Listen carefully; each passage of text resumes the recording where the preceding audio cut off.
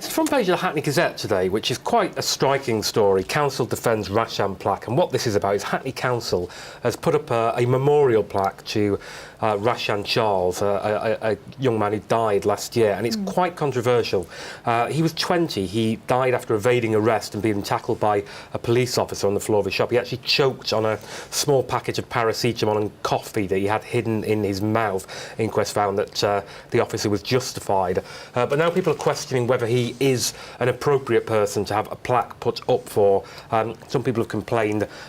He was, a convicted local drug dealer. He's been arrested before on suspicion. He's got previous convictions for dealing heroin and cannabis. Now, what the council is saying is a memorial to honour a young life tragically lost and who was known to many young people, had been a user of local youth services. But actually, some people are complaining, saying that it's a topsy-turvy society where somebody like him is honoured.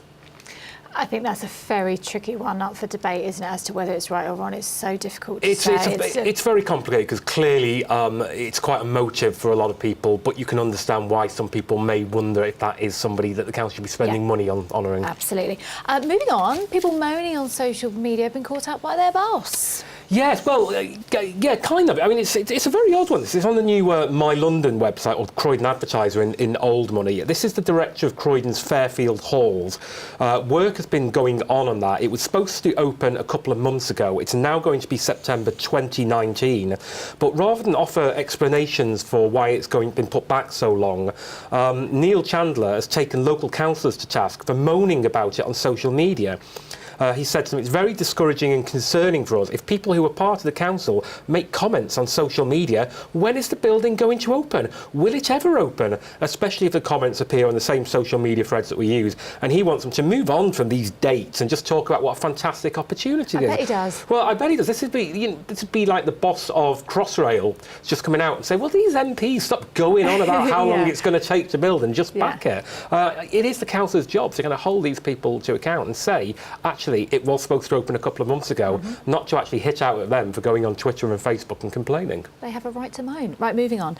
A lady, she's gone to the cinema, she's gone to see one of her favourite films, and she's not allowed in because it's a parent and baby screening, but there's nobody in there. No, this is an odd one. This is in the Brent Kilburn Times. It's another story about the Kiln Theatre. It's a local art centre that until very recently was known as the Triangle, changed its name to the Kiln, which nobody locally liked. It's been a massive PR fail, and certainly this adds to that. A lady, Patricia Deemling, went along last week to catch the matinee screening of a Holocaust documentary, Back to Berlin. She was turned away because it was a mother and child session.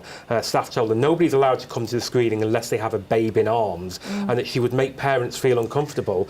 Very, very upset being turned away, particularly upset 10 minutes later when it emerged there were no parents or children in there. The place was shut because nobody turned up to watch it, but they turned her away because she didn't have a child. I'm on her side with this one. I think most people are on her side with this one. I bet they are. I want to talk about toilets. I'm sure you do, yeah. This is a story that's been rumbling on for a week or so now. The Bromley News Shop are following up on the latest.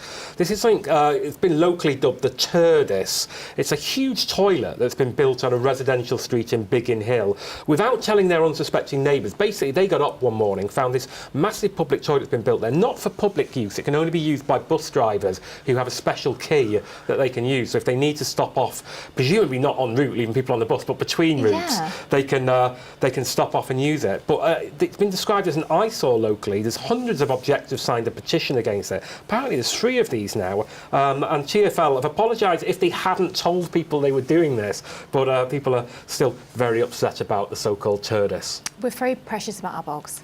Yes, indeed. You know. And they refer to bog in that article, don't they? They do. I was quite surprised to see that word was used in the copy. It was certainly not past muster at my organisation.